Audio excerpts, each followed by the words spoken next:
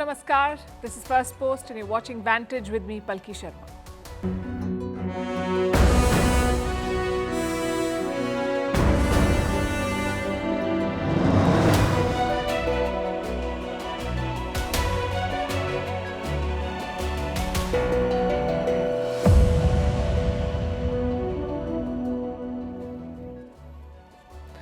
Counting down to the G20 summit, Prime Minister Modi has just left for Indonesia. He's attending the ASEAN, India and East Asia summits, and this will be one of his shortest foreign visits. He'll spend barely 9 hours in Jakarta and hopes to be back in time to welcome US President Joe Biden in New Delhi.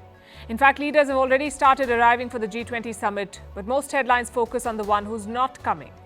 What is stopping Xi Jinping? A new report talks about some interesting and significant developments. Apparently, the Chinese president was pulled up by Communist Party elders. They're not happy with the direction that China is taking. We'll tell you more about it and Xi Jinping's response. Meanwhile, the Pakistan Prime Minister says the Taliban is using American weapons to attack them. In India, there's a lot of buzz over ticket sales for the Cricket World Cup. In Africa, a major clash leaves 53 troops dead in Burkina Faso. Is Dubai on course to becoming the next Las Vegas? How did a weight loss drug maker become Europe's most valuable company, bigger than luxury giant LVMH? And a new study on why more and more people under the age of 50 are dying of cancer. All this and more coming up. The headlines first.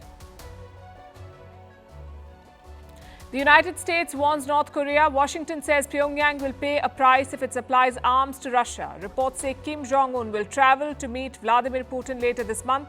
Sanctions-hit Russia wants to secure more military supplies amid Ukraine's counteroffensive.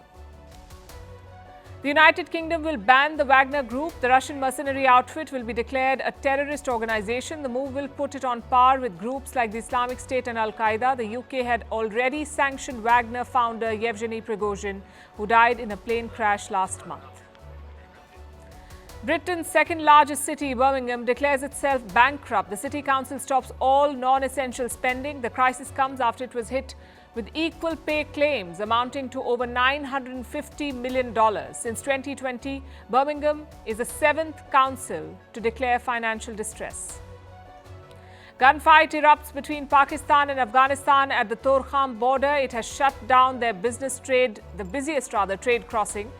In February, there was a gun battle at the same crossing.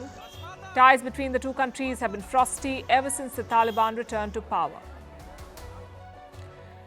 Manchester United shares plunged, their biggest ever one-day fall. The club shares fell by around $700 million in New York. It comes amid reports that the team's owners are going to take it off the market. No potential buyer has matched the club's asking price of more than $10 billion.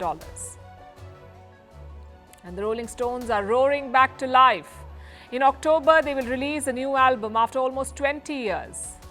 Hackney Diamonds will be their first record since 2005. It will also be the first without their drummer, Charlie Watts, who died in 2021.